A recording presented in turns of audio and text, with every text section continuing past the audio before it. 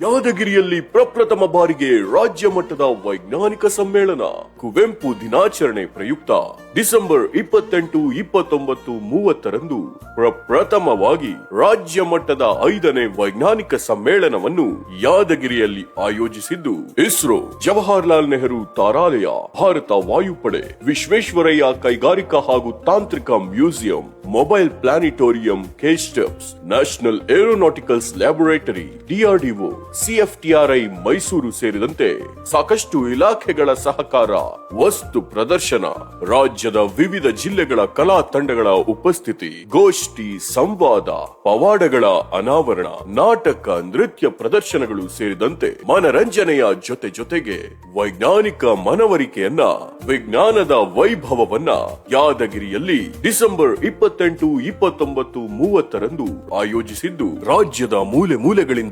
39 ಮಹಿಳೆಯರನ್ನ ಗುರುತಿಸಿ ಚೈತನ್ಯ ಪ್ರಶಸ್ತಿ ನೀಡಲಾಗುತ್ತಿದೆ ಹಾಗೂ ರಾಜ್ಯದ 39 ಜನರಿಗೆ ಡಾಕ್ಟರ್ HN ಪ್ರಶಸ್ತಿಯನ್ನ ನೀಡಿ ಗೌರವಿಸಲಾಗುತ್ತಿದೆ. ಜೀವಮಾನ ಸಾಧನೆ ಮಾಡಿದ 6 ಜನ ಪದ್ಮಶ್ರೀ ಪುರಸ್ಕೃತರನ್ನ ವೇದಿಕೆಯ ಮೇಲೆ ಸನ್ಮಾನಿಸಿ ಗೌರವಿಸಲಾಗುತ್ತಿದೆ. ಹಾಗೆ ವಿಶಿಷ್ಟ ಸೇವಾ ಸಾಧನೆ ಮಾಡಿದ 6 ಜನರನ್ನ ಗುರುತಿಸಲಾಗುತ್ತಿದೆ. ಜಿಲ್ಲೆಯ ವಿದ್ಯಾರ್ಥಿಗಳು, ಪೋಷಕರು, ಶಾಲಾ ಕಾಲೇಜುಗಳು ಈ ಕಾರ್ಯಕ್ರಮವನ್ನ ಯಶಸ್ವಿಗೊಳಿಸಬೇಕಾಗಿ ಕೋರಿಕೊಳ್ಳುತ್ತೇವೆ. ವಿಜ್ಞಾನದೆಡೆಗೆ ನಮ್ಮ ನಡಿಗೆ. ಬಾನಾಮತಿ, ಮಾಟ, ಮಂತ್ರ ಎಲ್ಲ ನಿಜಾನ?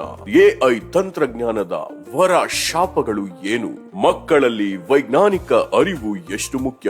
ರೈತರ ಸಮಸ್ಯೆಗಳು, ಮನುಷ್ಯ ಹುಟ್ಟಿನಿಂದ ಇಲ್ಲಿವರೆಗೂ ಬಳಸಿದ ವಸ್ತುಗಳ ಸಂಗ್ರಹ ಸೇರಿದಂತೆ 200 ಮಳಿಗೆಗಳು ನಿಮಗಾಗಿ ಕಾಯುತ್ತಿವೆ. 8,000ಕ್ಕೂ ಹೆಚ್ಚು ಕುರ್ಚಿಗಳನ್ನ ಹಾಕಲಾಗಿದೆ. ಯಾದಗಿರಿಯ ವಿಜ್ಞಾನ ಹಬ್ಬದಲ್ಲಿ ಯಾದಗಿರಿಯ ಜನರೇ ಇದು ವಿಜ್ಞಾನ ಹಬ್ಬ. ವಿಜ್ಞಾನದೆಡೆಗೆ ನಮ್ಮ ನಡಿಗೆ. ಜೈ ವಿಜ್ಞಾನ. ಆತ್ಮೀಯರೇ, ಬುದ್ಧ ಇಡೀ ಜಗತ್ತನ್ನ ಮೌನವಾಗಿ ಗೆದ್ರು. ಹಾಗೆ ಬಸವಣ್ಣ ಮಾತಿನ ಮುಖಾಂತರ ಇಡೀ ಜಗತ್ತಿನ ಮನಸ್ಸನ್ನ ಗೆದ್ರು. ಅಂಬೇಡ್ಕರ್ ಇಡೀ ಸಂವಿಧಾನವನ್ನ ಗೆದ್ದು ನಾವೆಲ್ಲರೂ ಕೂಡ ಅಧಿಕಾರ ಗದ್ದುಗೆಯಲ್ಲಿರೋ ಹಾಗೆ ಸಮಾನರನ್ನಾಗಿ ಮಾಡಿದ್ರು.